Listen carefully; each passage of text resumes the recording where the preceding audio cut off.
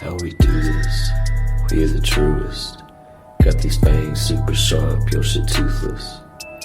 Cold-hearted, yeah we ruthless. All the ghouls in the cut, let's get ghoulish.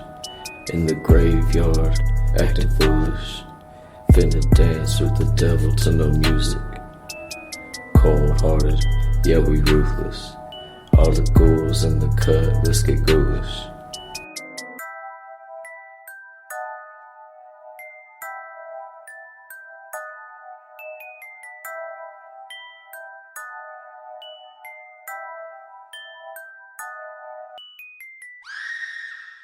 Why, hello, and welcome to a brand new episode of Ghoulish.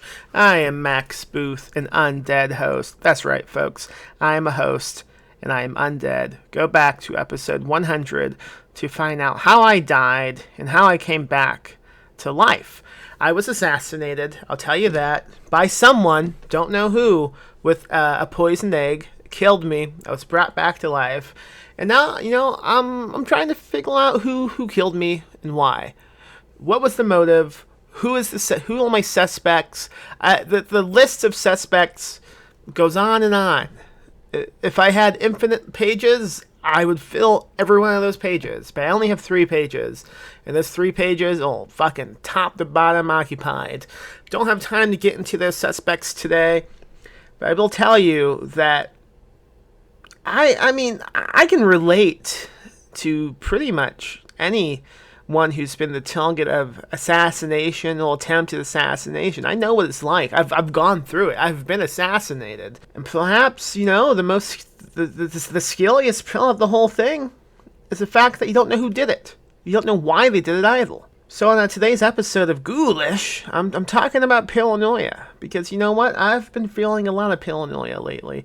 Every day is just a fucking paranoid anxiety attack on my end. If you thought ghouls could not feel anxiety, you haven't met me, baby. On the episode, my special guest is Nick Mamatas, because he has a new book coming out next month called The Second Shootle, and it's all about paranoia. The book is about, exactly what the title advertises, Second Shootles. So from the back cover of this book, it says, in the first reports of every mass shooting, there's always mention of a second shootle, 2 sets of gunshots, a figure seen fleeing the scene, and they always seem to evaporate as events are pieced together. So this book is about a journalist investigating this phenomenon while researching it to write a book about it. And he, like most movies and books that explore paranoia themes, he falls victim to it as well. He begins getting attacked by a talk show host, badgered by his all-knowing editor, and coming face to face with many conspiracy buffs and learning secrets that perhaps no one was ever meant to discover. Great book. I loved it. We talk about it in today's episode.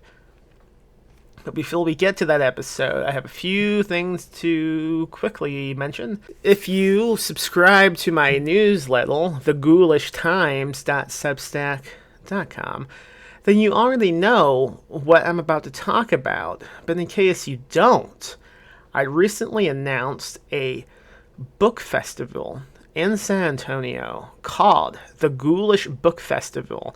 It's going to happen next year, end of April, beginning of May, April 30th into the first day of May, 2022.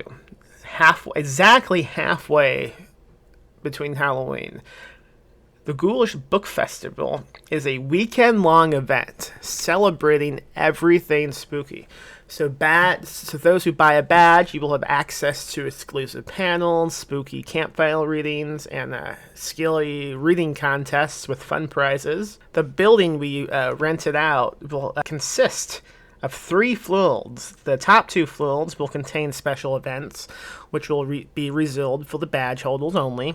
But the bottom floor will be the book vendors area, and that's going to be available to both badge holders and the public without any entrance fee required.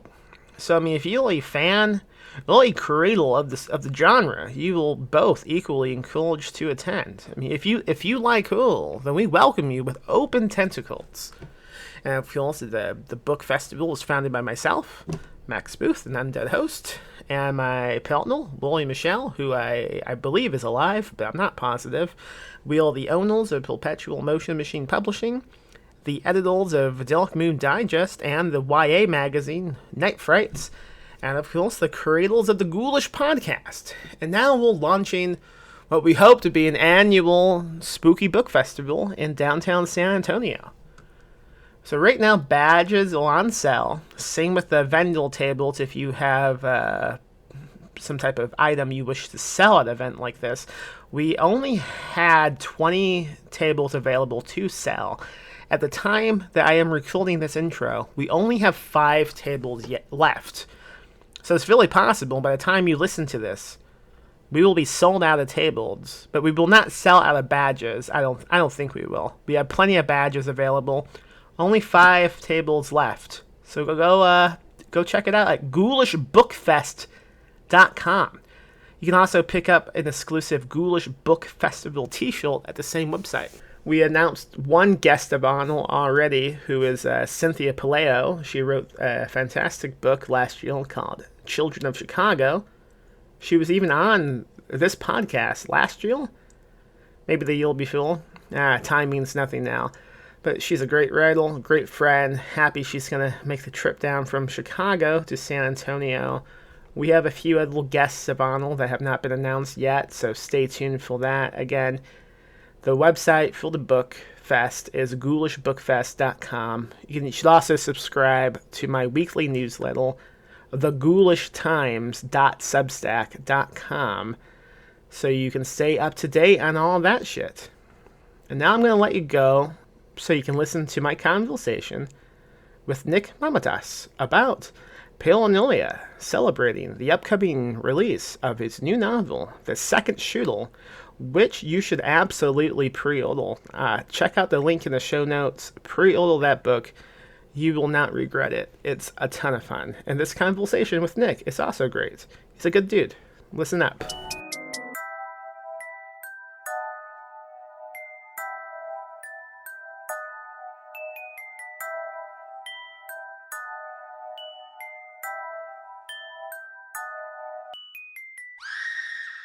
So to begin things off, I just finished the book a few minutes ago, as I told you. I loved it. It was great. Oh, thanks. Yeah, you're welcome. I would like to know, like, what was the genesis of this book specifically? Because I know sometimes with previous books of yours, they've been assignments, right? Like Sabbath was assigned to you. So is that this case with this book as well, or what's the origin story of it?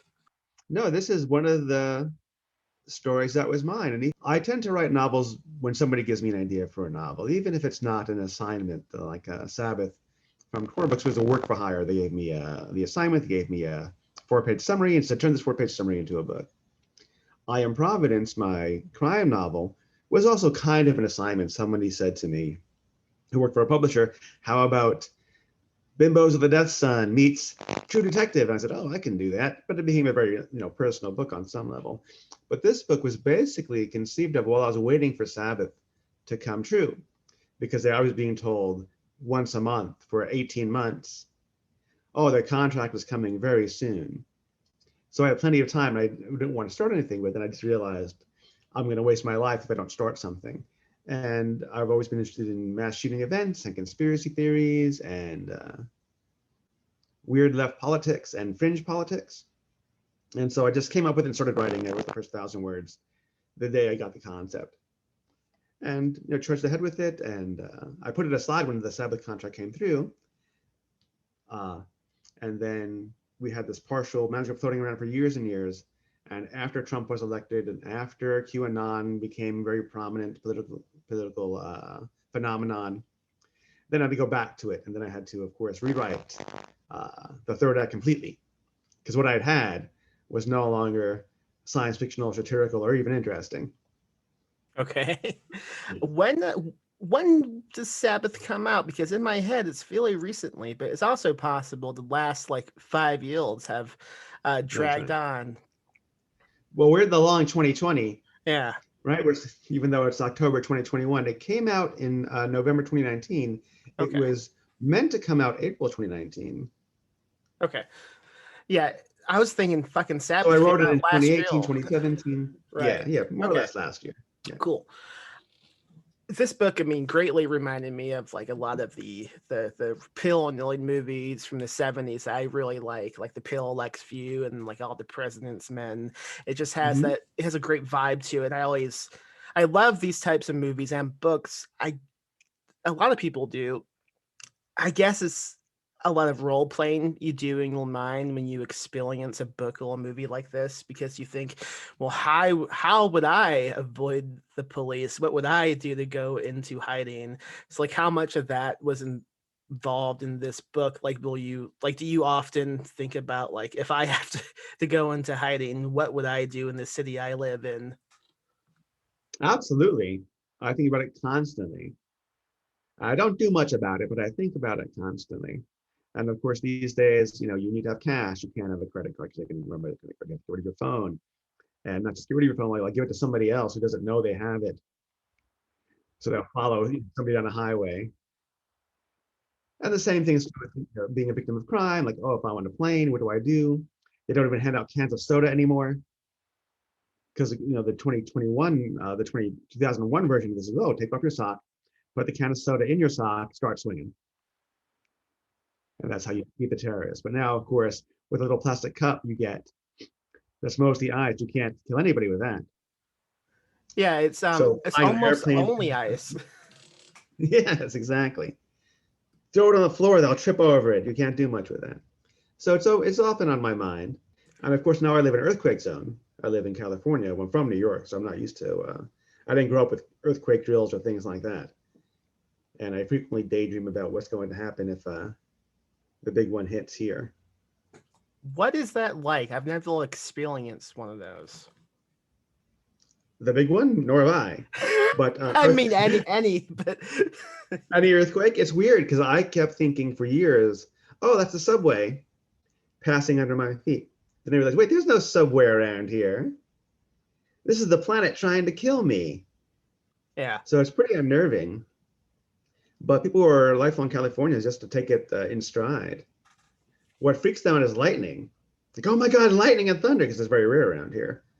ah. But I don't mind lightning and thunder in the slightest.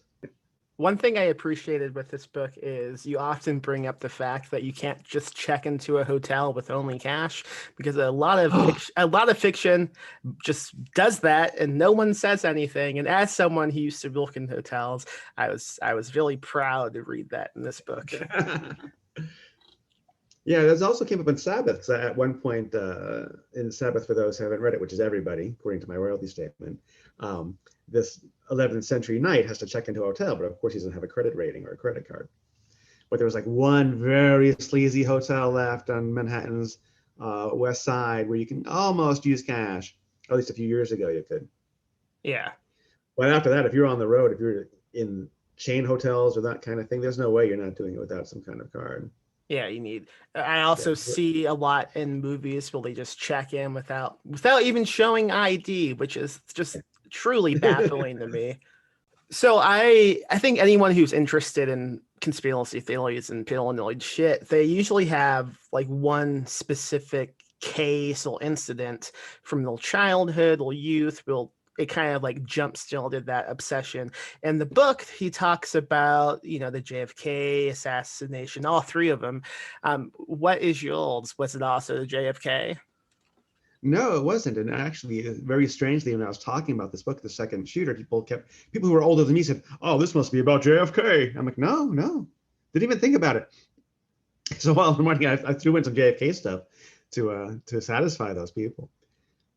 For me, I guess it was Masonry, like Freemasonry, which the secret society, Yeah. which is always sort of compelling. And I've, thought about that a lot and their influence on history and how much it is. And are they supernatural? Do they practice actual magic and that kind of business? And because it's everywhere. walked even from the small town on Long Island I'm from had a Masonic hall, and of course when I lived in Manhattan, there are Masonic buildings everywhere. Here in California, there's Oddfellows and Masons everywhere, and I've met a couple. And it's a social club and a secret society. Of course, there's a public element to all secret societies, but that was sort of the most interesting thing for me as a kid. Like, oh, what are these Masons up to? Huh. So assume I'm an idiot child who doesn't know much about Freemasons. What what else can you tell me about this? I guess from what I know of Freemasonry is that it is essentially formerly a political club, now a philosophical social club, that has various little rites and rituals that are suggestive of a perennial philosophy, kind of that all gods are one, all religions are fundamentally aspects of some meta-religion, that kind of thing. And they do a lot of charity work and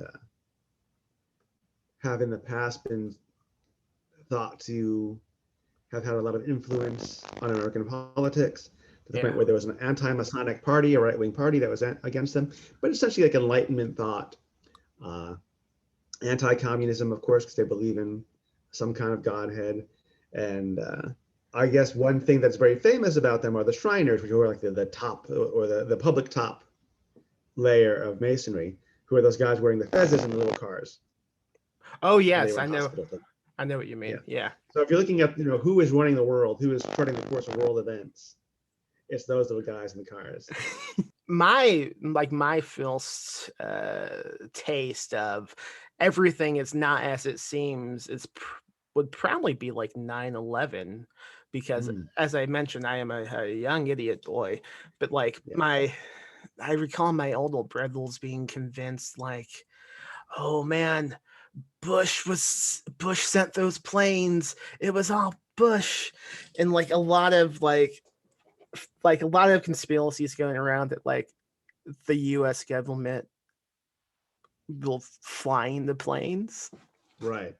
And that just kind of like blew my mind at that young of an age, that potentially we could just be lied to at any time.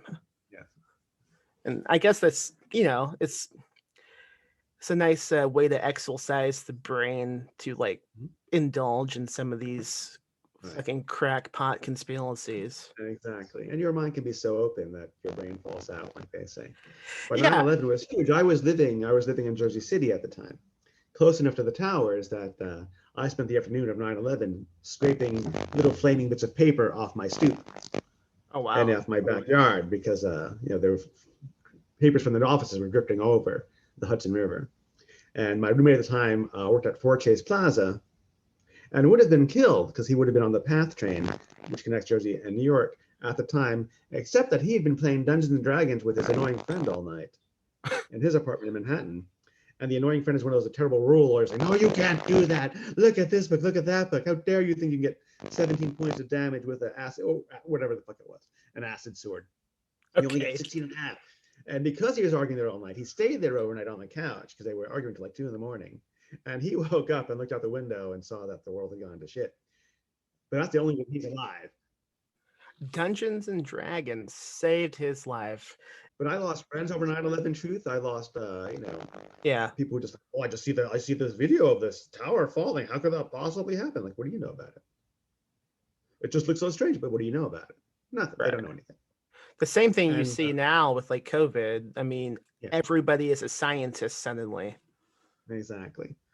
And, I don't think it's that far-fetched that it might have been a lab escape. I don't think anybody said, we're going to unleash this and have be a weapon. But accidents happen. Doesn't mean it did happen. Yeah. And well, I mean, I think the bigger concern now is the vaccination skeptics who believe that it's conspiracy. Like, it's experimental. It's not that experimental. It's the SARS vaccine with a twist. And the SARS vaccine worked really well. Have you heard about SARS lately? Outside of COVID? Nope. They always say, I just don't know what's in it, as they like smoke cigarettes and drink booze. That's right. Yeah. And breathe the fucking air. Yeah, you don't know what's in that either. And eat like 18 fucking Big Macs. That's right. Well, you know exactly what's in that. Meat byproducts. Things cows have bumped into during their lifetime. I don't know about that, Nick. I think it might be something else. I'm a Big Mac truth denial man. That's my only obsession in life is what's in Big Macs. Do you ever think about going undercover and getting a job out of McDonald's? Well, I tried to do this thing where I ate nothing but McDonald's for a month, but then I just got fat. Oh, is that what happened? Do you consider yourself a paranoid person? I've been working on it. Okay. Not to get more paranoid. I've been trying to work on getting less paranoid, but over the years, certainly I've, I think like many people that you rehearse conversations you are not going to have with people you're never going to meet and that kind of thing. And I'm always have an eye out. And I've lived in sort of high crime areas. So it's worth keeping an eye out. But it's also worth doing things like, I've taken precautions here and there, and I've had some run-ins with people that are worth taking precautions. But on some level, I'm pretty optimistic, and on some level, because politics is kind of a tone of paranoia is kind of a tone of politics. I try to avoid that kind of paranoid feeling. If I'm looking at something politically, I want to look at it like structurally and class dynamics and all that Marxist bullshit. But I want to try to avoid paranoid conceptions because I don't think it leads anywhere. Even when sometimes you're right. Like I have an acquaintance who has some mental challenges, one of which seems to be, depending on who you ask, a bit of schizophrenia. And they were telling me for many years that their phone was tapped, that the batteries are being drained on the phone, his phone's tapped. I'm like, it's not tapped. No one's tapping anybody. And then, of course, Edward Snowden came out, and we were all being tapped. All our phones were actually being tapped. Yeah. So he's right. Like, what do you say? Oh, you got that one. There's a lot of stuff in the book about like don't have any apps that use your camera or voice microphone. Are you paranoid about that in real life as well? No, actually, I don't give a shit in real life, and I'll tell you exactly why. Many years ago, back when I used Amazon.com, which I no longer use, I bought for my sister for a birthday present or a Christmas present DVDs of the TV series Charmed, which she was a big fan of. And I'll tell you, 20 years later, Amazon still tries to sell me things like that. Oh, you bought Charmed back in 2002. You must love One Tree Hill. You must love Dawson's Creek. Nope, I don't. I couldn't tell you One Tree Hill from Hill Street Blues, but they keep trying to sell me this stuff. And same with Facebook. I'm pretty well known as a skeptic when it comes to self-publishing and self-publishing science fiction because I just think the quality can be very low. And yet all my ads on Facebook are, this is the next great space opera adventure, self-published indie. So they can't tell whether I like something or not. Yeah. And that's so let them, they can have my data. It's not helping them. They haven't figured me out at all. Another thing I've noticed with like those products that get sponsored based off of what you search for with your phone, like you'll see something like, hey, you want to buy this grill? And say if you do buy that grill, a week later it's like, hey, you want to buy it again? That's right. I want 17 toilet lids. Yeah. Anyway, Nick, after this podcast, I do have 18 grills if you want one. Right, excellent. I don't even know how you must not be grilling burgers. You eat nothing like McDonald's, right? So what do you grill on there? Just for show, like to impress the neighborhood. Not to be a bit Texas, that makes sense. to demonstrate some of my paranoia. Speaking of large quantities of odd items, there's a neighbor on my street who recently began selling lawn mowers out of his garage. Like he has, I would say, 20 lawn mowers in his garage, and they keep getting restocked every fucking week, and people just come and buy them. And I don't realize they're getting these lawn mowers, Nick. I have an educated guess. Tell me. That is disuse inventory, because not just books, but other items get remainder too, and you get them very cheaply in bulk, and you can sell them that way. I happen to know this because when I first moved to Jersey, where 9/11 almost happened, Terrortown, USA, my landlord in the backyard I was supposed to have as a backyard had all these tarps, and underneath the tarps were electric typewriters. Yeah. And even though this was 97, 98, most people had computers, electric typewriters on the way up. He got them very cheap from the government, like a penny each. He's trying to sell them. to anyone who wanted one. And occasionally people come by, friends of his extended family, his social network come by and secretly buy or oddly buy in cash a disused government electric typewriter, even though he would never protect them. So they were tough. So they would just rain, snow, leaves fall on them constantly. No, it still works. And of course, they wouldn't all work. So you'd have to buy 2 or 3 of them and have to put them together to make one working typewriter. So there's a lot of things like that out there.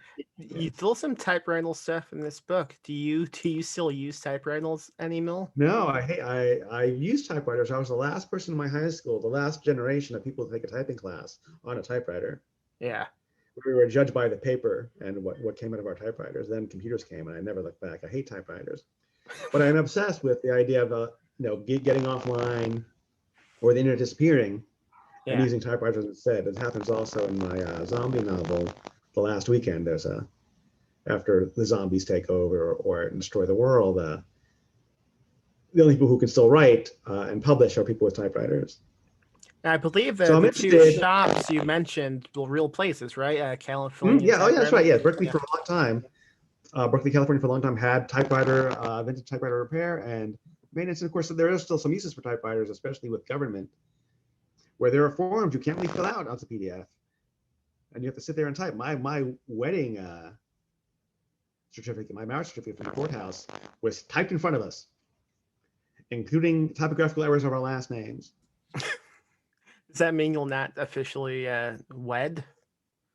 I think it all got resolved somehow or another.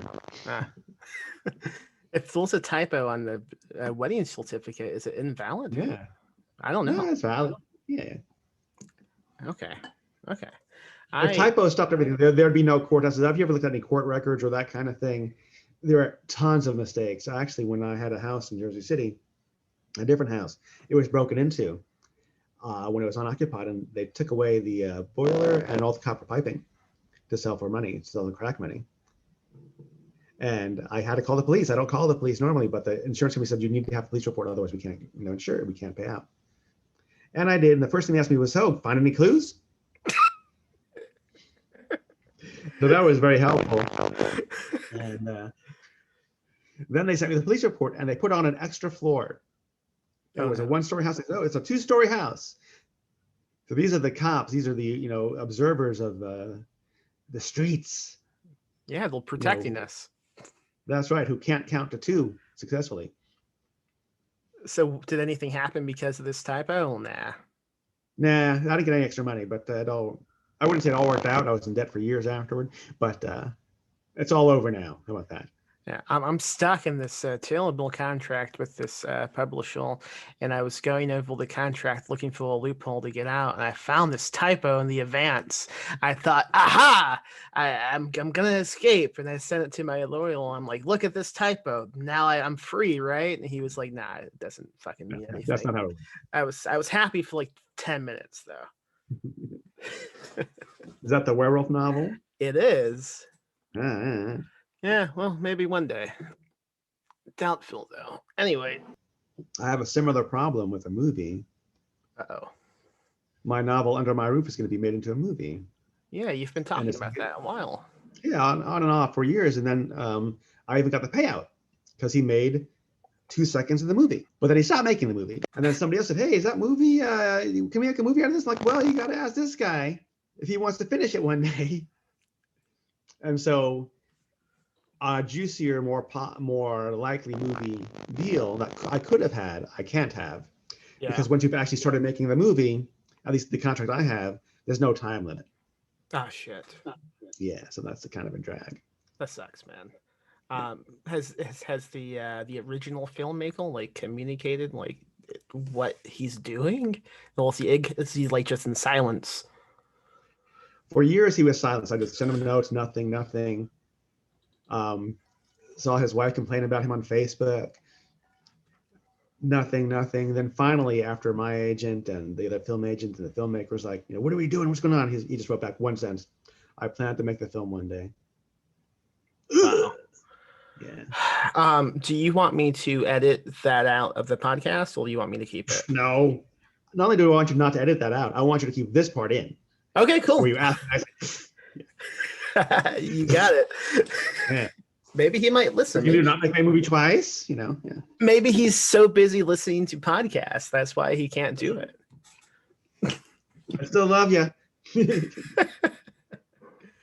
All right. We talked about the conspiracy that jump started this for you. Would you say that's your favorite one to think about still? I guess in that broad strokes of secret history more than conspiracy, but there's another secret history going on. Okay. Definitely, I'm interested in that more than more casual conspiracies. Sort of these right-wing conspiracies that I don't find very compelling or interesting. Right. Yeah, I don't know what it's like where you live, but I'm pretty close to Austin, aka the home ground of Alex Jones, and it's not great. None of it's fun. It's really terrifying and just uninteresting. Yeah, and that used to be fun, and that's part of why I had to really reconceptualize the third act of the second shooter was because of people like Jones and other right-wing conspiracy theorists who were no longer just simply amusing and talking about aliens and Atlantis and stuff and secret rituals. Like, yeah, that's right, Hillary Clinton smells like a demon because she's a devil and she ate blood and all this nonsense. It's just garbage. And here in Berkeley and Oakland of California, you would think no, but actually there's a left-wing version of all this. Okay. 5G causes cancer. Oh. I see anti-mask and anti-vaccination propaganda on slam posts. It's not the right-wing version of it. It's the left-wing version of it. Oh, you need to breathe to, use your chakras. If you have COVID, your chakras will take care of business. And we're the one group that calls itself the White Rose group, which was that anti-Nazi group of children who were all executed because they're anti-mask. So they're the real underground left-wing fighters against the right-wing incursion of masking. So as opposed to being influenced by dubious Christian cults, they're influenced by dubious yoga cults to be anti-mask and anti-vax. You gotta watch out for those yoga cults, man. Yeah. Both left and right. They do some odd medication that maybe they should not do. You just need to take 18 of these pills that were made in some dude's basement. That's right. This might be a touchy subject you don't want to talk about, so we can cut it out. When I was reading this book, there's a lot of Michael being harassed by people online, showing up and coming at him. And I recall listening to a podcast you did several years ago where you talked about something similar happening to you. And the only detail I can recall at this point is you had to buy a fucking samurai sword. Well, it was not a samurai sword, it was a sword. Okay. And then I don't mind talking about it. And it was an article I wrote about the anti-corporate globalization movement, which I am broadly in favor of, but which had been victim to the fascist creep. And that's when far right-wingers pretend to be left-wing or adopt one or two left-wing positions in order to infiltrate and recruit from the left. And so when someone complains about globalism, right, and use kind of a nationalist point of view to say that we're anti-globalist, right? And they tend to be anti-Semitic, Nazis essentially, or at the very least, sort of paleo-conservative American nationalists. And I wrote an article about this, and I mentioned someone about it, and there were some minor niggling political complaints, like, that's not true. I don't like that group. I like this group, which is entirely, the groups were identical in politics and that kind of thing. And I'm not a member of them. I just support them, like that kind of nonsense. And that got around enough to make me think to arm myself. But of course, it was very difficult to get a gun in that state. And I was probably not going to be, I'm not really much of a gun person. I'm not against them necessarily as objects, but it's not for me. You got to practice, you got to go to a place and that kind of thing. So I got a sword. And more recently, when we had a Nazi band coming to Oakland at a certain venue, I made the mistake, well, not the mistake, but I took the action of writing under my own name on Facebook to the club saying, hey, this is a Nazi group. And the club canceled the gig because many people were complaining, but I was one of the few people who complained under my first and last names. And thus my first and last name and my face ended up on a couple different bulletin boards and Facebook groups saying, kill this guy, slit his throat, Oh look at man. this fat faggot, we got to kill him, that kind of thing. So these things happen. When you see stuff like that, like, I mean, how are you reacting? Are you just like kind of shrugging it off? Are you skilled? I take it seriously, Yeah. but I also know that most people all talk. Right. And it's the ones who don't make the post that you've got to worry about. But I definitely, take it seriously and, take certain precautions and do certain things to preserve myself, and we'll see how it goes. So you haven't had any like drones following you around like in this book? No, nothing like that. All right. You mean anyone who like follows you online long enough, I mean, they see that you're not afraid to fight back against anyone who's like trying to insult you or talk shit about something. And a lot of that is really present in this book, I think, too. I mean, a lot of the Kyoto reminds me of you, to the fact that, like, when someone dies, you usually post made little, you know what I'm saying. You say it. May their memory be eternal, which is a typical, which is interesting. That's a religious sentiment. That is what people who are Greek Orthodox or Orthodox say. Yeah. And basically means, may God forgive your sins and you get to go to heaven after the judgment day. Okay. The funny thing about that is people just think it means something else. Yeah. So I've seen a lot of people say it who have no idea what the religious element of it is, because they've copied me. So that amuses me. Of course, sometimes I don't say it. If I don't think that person would appreciate it, I don't say it. So I can say, or people are sad to hear this. People are like, oh, does his memory deserve to be eternal? Like, hey, buddy, that's not my business, whether his memory is eternal or not. But I'm not going to, try to rope somebody into God after they die by if they're a different religion or would seem to have not have appreciated that kind of sentiment. Right. But yeah, that's just a typical thing that people say. Okay. When I was growing up. I think I've only heard you say it. Yeah. You know a lot of Greek people? I know you, and I know Michael. There you go. That's right. There you go. I also know Michael Kazepis. Oh, yeah. There you go. And I also know Jules Cronus. I know 3 Greeks. Yeah. Yeah, but they have never said it to me. Yeah. So. Well, when you die, I'll make them say it. Well, thank you. With the 3 of us working on your behalf, you'll be fine after you die. Perhaps I can get like some type of pre-arranged cameo video of the 3 of you saying it.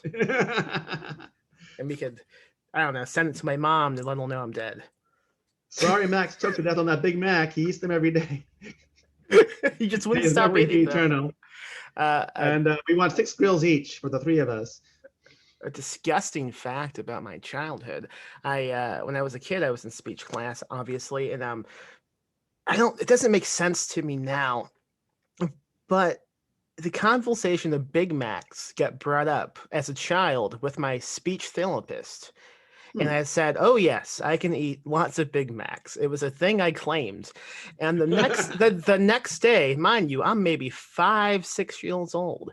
She brought me 2 Big Macs without notifying anyone. And then I just ate them in speech class. Nice. So you got something out of speech class. Yeah, I mean, she was also narcoleptic and would fall asleep during class. So it wasn't really productive.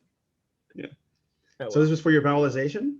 Well, just the fact that I have issues pronouncing many things. Yeah. Yeah, I was feeling with tongue-tied, so the little string beneath my tongue wasn't long enough, and we didn't know that. My kid had that. Oh yeah. Yeah, we had to lase it. Yeah. Because he wasn't drinking breast milk sufficiently, and they gave us like a 10 milliliter syringe. Mm-hmm. And of course, he was starving and losing weight, which is bad for a baby. We went back to the doctor and said, who gave you this 10 milliliter syringe? You got 100 milliliters. Oh, we're feeding him 1/10 because you told us to feed him 1/10 of what we got? Yeah. And then finally we left the Kaiser system, went to a consultant. They said, oh, get that tongue lazed. Well, and how old is he now? Oh, he's 8 years old now. The laser worked. Excellent. They didn't realize I was tongue-tied until I was much older. I was 6, 7. Oh man. So yeah. Oh yeah, that messed you up. Mm-hmm. Yeah. So some of the speech issues live on. Anyway, this has gotten pretty good, I think. I'm trying to think of anything else I want to talk about with this book because like I said, I just fucking finished it and it was great. I mean, are you a fan of like those movies I was talking about? I love the parallax view. Yeah. And films like Seconds was another great one, which is not conspiracy theory, more like a twist science fiction.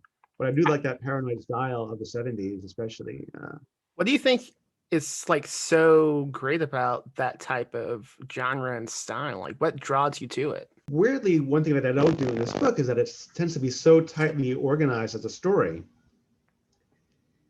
that even without the typical visual kicks of a motion picture, like a space battle or sexy protagonists or fast cutting, the narrative itself propels things.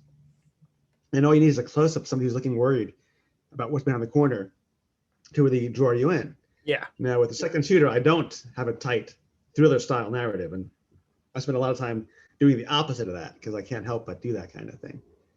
We were talking about Sabbath before, and somebody described Sabbath as somebody told Nick to write a fantasy novel and put a gun to his head to make sure he did it. And he did it. It's got all the things a fantasy novel has. It has a knight and a sword and a fight and a villain. But it's not like any fantasy novel you've ever read. And it's the same thing with Second Shooter. It's a thriller. It's got a conspiracy and a dogged reporter and high stakes and advanced technology. But it's not a thriller. Somehow, it's contractually obligated to be a thriller. But it's nothing like a thriller. And plus, for a book about like mass shootings, I was pretty surprised, pleased actually at the lack of violence for the most part. It's pretty chill. Yeah. Yeah, it was good. There's some shooting at the end, but it's not a ton of it. And because there aren't a ton of shootouts, and most of us experience violence in the world via the media. Yeah. Right. We say, we're surrounded by crime. You're not surrounded by crime. You're surrounded by yourself. Yeah. And you experience crime via television and radio and internet and that kind of thing for the most part. Of course, everyone's a victim of crime. It's too bad when it happens. But our subjective feelings of being surrounded by crime or by corrupt power is heavily mediated.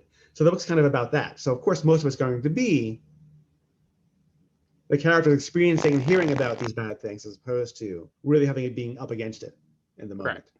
And when it does, one thing I don't like about thrillers and fantasy and crime and horror is that there's almost no consequences for a victim, meaning that, you got beaten up and you're knocked out. Well, if you've been knocked out, you're going to be busy for days. Uh-huh. If you had a tooth knocked out, you're not going to spit that tooth out and go, now I'm really mad. I'm going to beat the shit out of you. You're going to be annoyed about that missing tooth for months. There's a great scene in the book where his tooth is loose, and later on he's facing this fucking annoying radio host, and there's a line in his thought process where he's like sucking on it, and he hopes that his teeth will bloody when he grins at him. I love that detail. Yeah. See, I just finished reading it. If I had waited a week to do this episode, I would not have remembered that line. Oh, you're going to dream about that every night for a week. You'll remember it. You'll see. Yeah. I assume I'm never going to lose my teeth. What about you? I'm doing pretty good tooth-wise. I lost one. Yeah. And I have what do you call it? An implant. Yeah. Because everyone I know who has crowns, the crown's always falling out and that kind of thing. So I said, I'll spend the money to get the implant, fire and forget. But I'm doing pretty good tooth-wise so far for almost 50 years old. Not bad. You go to the dentist often? Not super often, no. Yeah. So I've lucky genes. I've got lucky genes in many ways. My parents are from an island called Ikaria in Greece, which is a blue zone where people often live to be over the age of 100. And there are many theories about why this is, including people lie about their ages constantly, but also the healthy lifestyle and low levels of radioactivity leading to increased cycles of cellular damage and repair, to having been essentially a concentration camp for leftists, both during World War II and during the Greek Civil War and after the Greek Civil War. So the people who survived that have the best genes. But we tend to be like a pretty heavily healthy bunch. Yeah. So I tended to luck out there because for a long while I was not taking care of myself till I was in my mid-30s. As I started exercising in my mid-30s and things like that, and started pay any attention at all to the world around me or the world within me. You think you ever would just leave it all behind and go into the woods, but no one can find you? Nah, I don't think so. Okay. I hate hiking. I Yeah. have a lot of allergies. I'm more of a city person. I often think about, oh, what if I just get on the subway system and never leave the subway system? Is that allowed? Well, yeah. They don't I mean, kick the New you York out? system is 24 hours. How would they kick you out? I don't know. Like the New York system, for example, is 24 hours. Okay. So it doesn't shut down if you kick out. Here in SF, in the Bay Area, it's a little different, but certainly you can mill around the BART stations internally forever because some of them are very large and they connect to other buildings. So there's so many people who seem to live in the BART system. Okay, I guess I've always thought like in movies they always say last stop, get off. So Well, sure, for commuter rails, that'd be tricky. Okay. So we're using Long Island Railroad or Metro North or things like that. Yeah, you can't really live there. But in a subway system where there are like a dozen different lines and it's open 24 hours, Okay. maybe you can do it. Maybe. I only went on a subway for the first time a few months ago. I went to Brooklyn and I was terrified because I'm awful with directions and I had to take a subway by myself. But you know what? I did it. I did not die. Oh, where'd you go?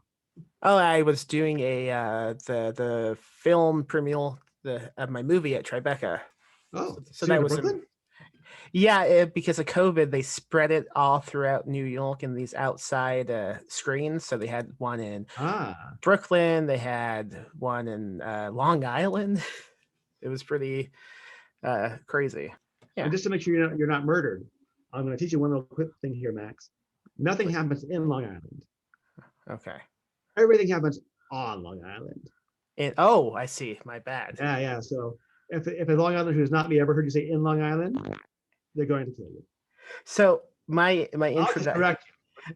introduction to the state, I was walking down the street in Brooklyn and I was passing these people just hanging out on the sidewalk, and I just waved and I said hi as I was passing, and they looked at me. What? They looked at me. They looked at me and said, "What the fuck is that supposed to mean?"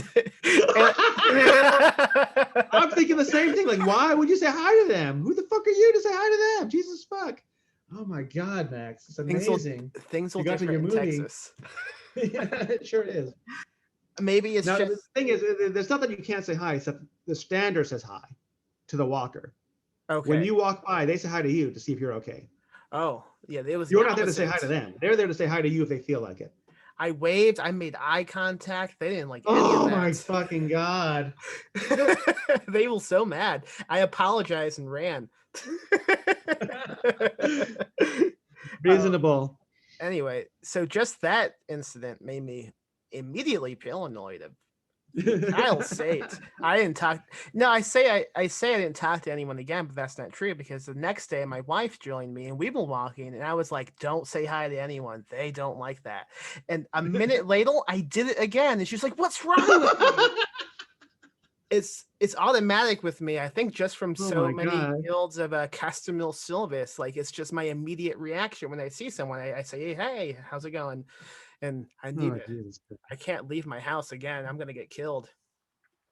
The most you can do as a walker is glance and nod, and then glance away. Okay. That's what I recommend for a visit to New York. I'm not going back. If you must. You're never going back? I don't blame you. Yeah, not after that. I'm going to the UK in a couple of weeks, and I don't know what the fuck to do. How do I approach anyone? Oh, don't say a goddamn word there either. Oh no. Okay. If you take the underground in London, look at your lap. Okay. Don't even look up.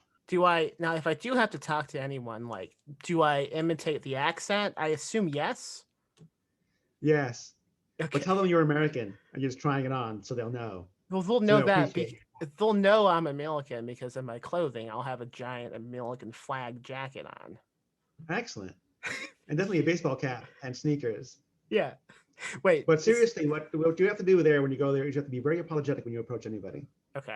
Like even if it's their job, if it's someone saying, "I'm handing out ice cream pops or whatever," and it says, "Free ice cream pops here," you better come up there and say, "Oh, I'm sorry. I don't mean to bother you, sir. But I see that you're giving away free ice cream pops and I was just wondering if it's not too much trouble. Could I please have one of them? That's how you have to approach them. This sounds But great. otherwise, even in your hotel, like, oh, I need towels. You don't need towels. You're sorry for bothering them. Yeah. It just happens to be that you must take a shower at some point, and if it's not too much bother, and if there's any left at all, could I please have one towel sent to my room? Okay, I'm gonna fit in. Otherwise, you're not because getting a goddamn towel. This is how I talk anyway. I'm always apologizing. Perfect. Excellent. Excellent. I know I'm a nuisance on society, so this is great. Anyway, anything else you want to talk about with this book before we wrap it up? Yeah, I want to talk about one thing. I want to talk about where you're going to buy this book. Oh yeah, tell me. Tell the audience. You're not going to buy it at Amazon.com, Mr. and Mr. Ghoulish. Anywhere else. Okay. Barnes & Noble, fine. Your local bookstore, preferred. You want me to autograph it? Booksync.net. Look for me online. I'll put up a link constantly. Also, check the show notes of this episode. I'll have that book. Oh, sure. Fantastic. Great. Yeah, that's how I bought it. Although I already read it. You suckled me into buying it and then reading an ALC. What am I supposed to do with this book now, Nick? Well, I can tell anybody you like. No, it comes out next month. It could be for anything. It could be the Queen of England. You'll meet her next month? Yeah, I assume I'm going to meet the Queen, right? I mean, yeah, I think she's at the airport constantly. She's greeting you? Yeah. Yeah, she's like the same greet at the casino. I'll end it out. Well, thank you. How can folks find you online? What's your Twitter account name? My Twitter account is N as in Nick, Mamatas as in Mamatas. That's pretty simple. And that's the only public thing I've got going these days. I've got a Facebook. You can't get on there. Yeah. I've got an Instagram, which is mostly pictures I've seen of things I've seen while I'm walking around. So it's not very interesting or writerly. But Twitter is where it's at. N Mamatas.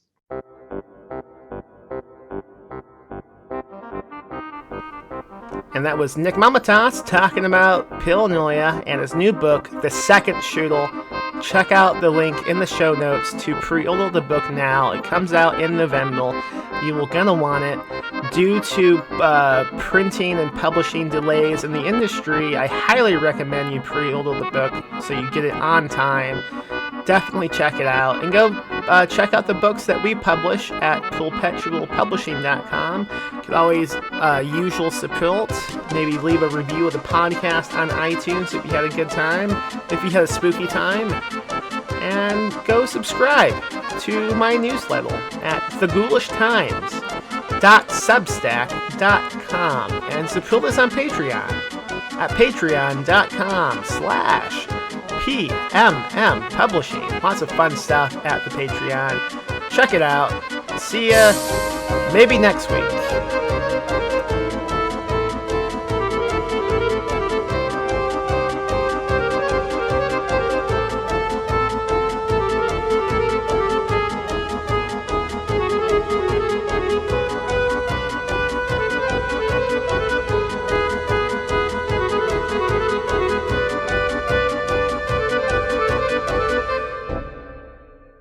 Live spooky, die spooky.